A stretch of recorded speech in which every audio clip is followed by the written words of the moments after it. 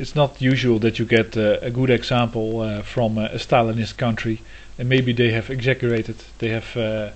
You can read here that North Korea has executed a former senior official last week as punishment for the country's botched currency reform.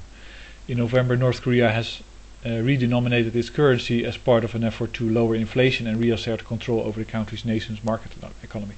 That was a big disaster because everybody's savings were decimated, and you could hear, according to report, the wailing and the crying in the houses in the city. It was just that was the only thing that was going on in these days. It was really a shock to everybody that they worked really hard their whole life to end up with nothing.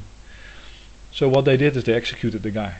Of course, maybe it's not really the guy that was responsible, but one of the patsies, and that's sad. And of course the death penalty is not what I'm in favor of. But at least this guy is not sitting on a boat somewhere in the Caribbean, smoking a big cigar, and having nice gambas and all kinds of other pleasurable things. Or he's not like Mr. Folt, still feeling like he's been rescuing the country. Like this whole Lehman story, this peekaboo accounting that goes on everywhere in Wall Street, according to some experts. It's just like you have a fort with soldiers, but they only have one rifle, and every time you're going to inspect it because you want to know whether your stuff is safe inside the fort, they quickly hand over the rifle behind each other's back, and they pretend like they're a strong force, and actually a force to be reckoned with. And you work in your fields, or like it's a castle and there's a king. He has no weapons, only one sword, and you work hard in the field because you know that if there's an enemy that comes, he can protect you with his weapons. But he only has, they don't have anything. It's just a big ruse. It's just a big lie. It's just Mr. Oz, of the Wizard of Oz. That should be punished. That guy should be immediately teared down to the street. What we did in Holland was also not very nice, because when we found out that some lawmaker, they were called lawmakers in the early 17th century, we simply drag them on the street and rip them apart, and everybody goes home with a part of the person, like a trophy. At least you get something out of it. That's not what you should do today, but at least you should simply and directly remove them from their office and status. It's a bit like in the Mayan culture. Maybe I'm messing things up historically, and maybe it's the Aztec, but in that culture it was all about your emblems on your costume, and if you get that costume ripped off you, you're basically naked. Then you're nobody anymore. Nobody recognizes you. Everything was in terms of military function basically.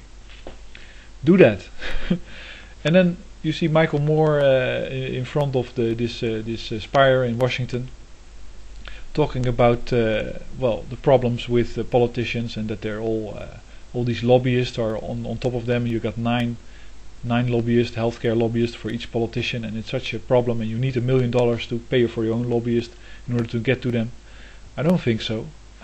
You need a politician that doesn't listen to lobbyists. A politician that does his own research and writes his own laws.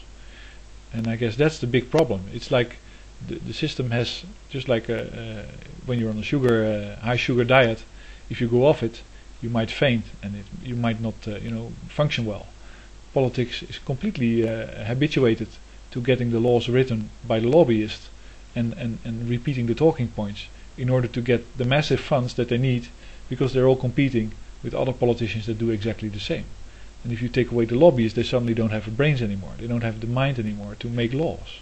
I guess a few people are exceptions, like Grayson and Ron Paul, because they've learned in life that you have to be your own island, mentally and in terms of knowledge, in order to make the right decisions, and especially when you try to take everybody in account, which you should do if you're a senator for a state.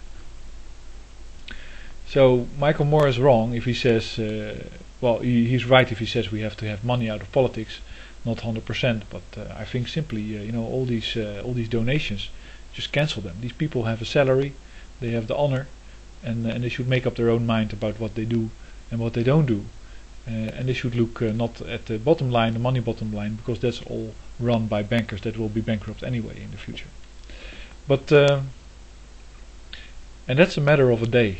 It can happen tomorrow. Tomorrow Washington can say, okay, you get an exodus of all the K Street lobbyists.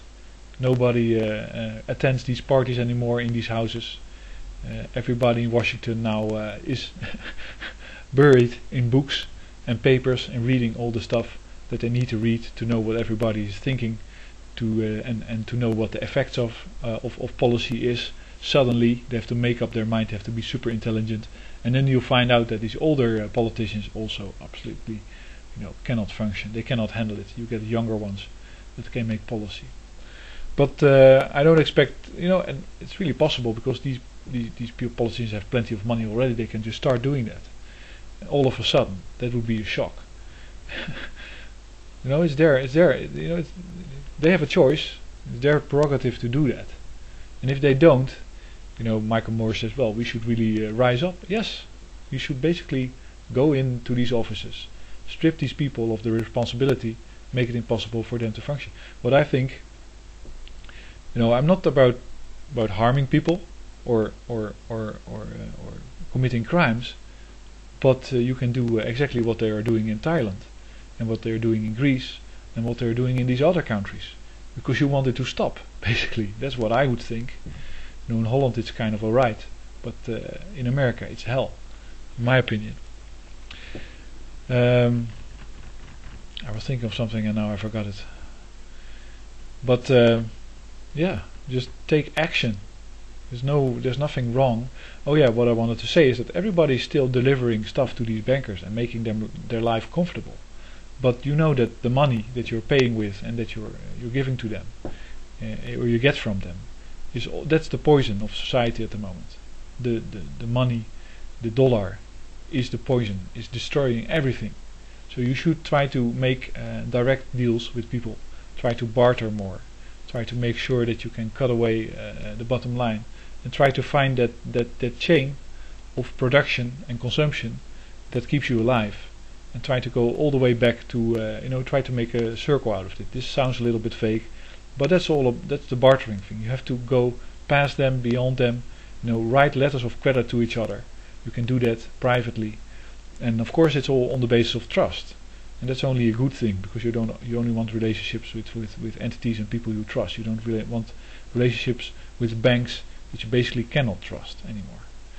Thanks for listening, and I really appreciate your comments, and well, have a good day.